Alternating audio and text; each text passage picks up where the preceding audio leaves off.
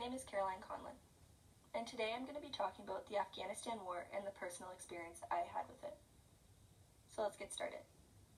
When I was only 4 years old, my brother left home to fight in the Afghanistan War. Being so young, I didn't really understand the importance or reason why he went or what he was doing. It wasn't until I was older that my parents really explained to me what had happened, and the effect it not only had on my own family, but people all around the world. So let's start from the beginning.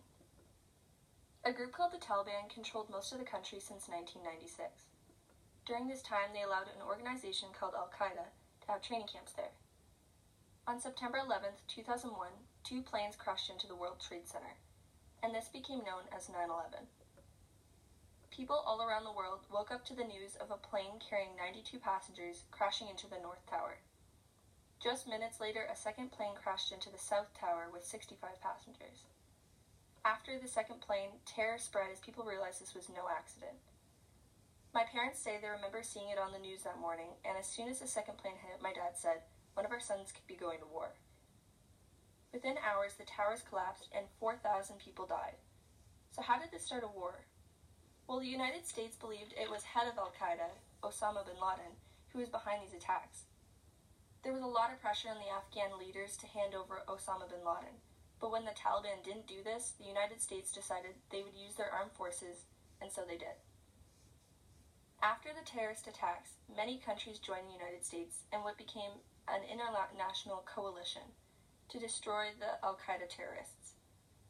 40,000 Canadian armed forces joined, and in 2006, my oldest brother John joined.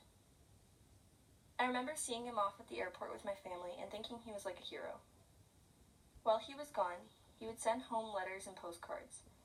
Many Afghan fighters formed a group called the Northern Alliance.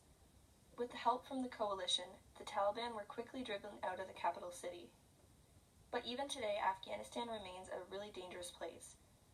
It was in 2011 that American soldiers in Pakistan found Osama bin Laden, and he was shot and killed.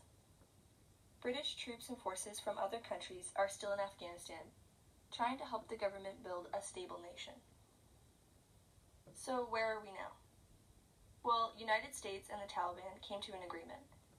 The United States will withdraw their troops in Afghanistan, and the Taliban will block all terrorist groups from operating on Afghan soil. While there will always be tensions and conflicts around the world, Canadians and brave fighters like my brother will always be thanked for a more peaceful place in Afghanistan. I hope you enjoyed this video. Illustrations and script were done by me, Caroline Conlon. Thanks for watching.